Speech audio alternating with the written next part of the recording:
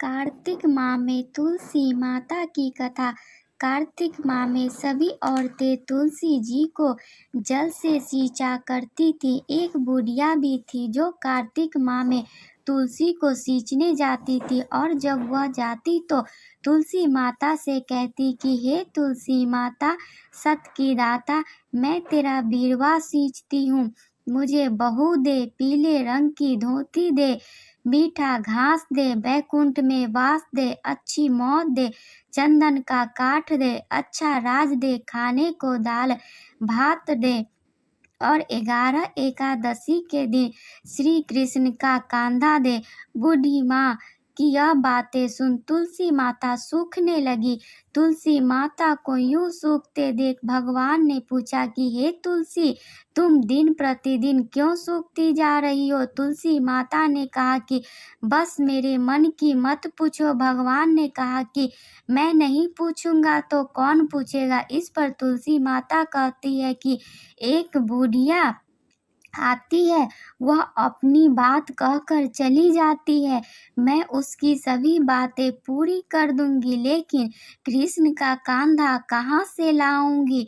भगवान कृष्ण बोले कि वह मरेगी तो अपने आप ही कांधा देने मैं जाऊंगा, तुम बुढ़िया माई से यह बात कह देना। इसके बाद बुढ़िया मर गई।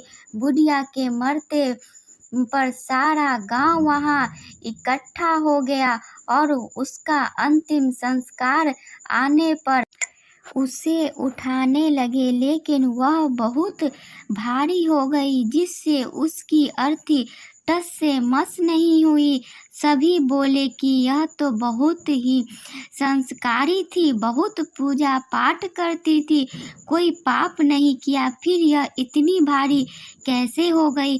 बूढ़े ब्राह्मण के वेश में भगवान आए और कहने लगे कि यह भीड़ कैसी है? तब गांव वाले बोले कि एक बुढ़िया मर गई है, और वह इतनी पापीन थी कि उसकी अर्थी नहीं उठ रही है, बहुत भारी हो गई है। भगवान बोले कि मुझे इसके कान में कुछ कहने दो, फिर यह उठ जाएगी। भगवान बुढ़िया के पास गए और उसके कान में कहा कि माई, तुम अपने मन की कर ले, पीताम्बर की धोती ले, मीठा घास ले, बैकुंठ में वास ले, चटक की चाल ले, चंदन का काठ ले, झालर की झंकार ले, दाल भात को जी और कृष्ण का कांधा ले। भगवान की सभी बातें सुन बुढ़िया हल्की हो गई। भगवान अपने कांधे पर उसे ले गए। बुढ़िया को मुक्ति मिल गई और वह बैकुंठ को चली गई।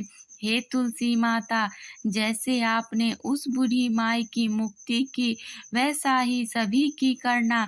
जैसे भगवान ने उसे कांधा दिया, हमें भी देना। आप लोगों को अगर ये कथा अच्छी लगी हो तो मुझे लाइक सब्सक्राइब करें, ताकि मैं आप लोगों को ऐसी कथाएं सुनाती रहूं।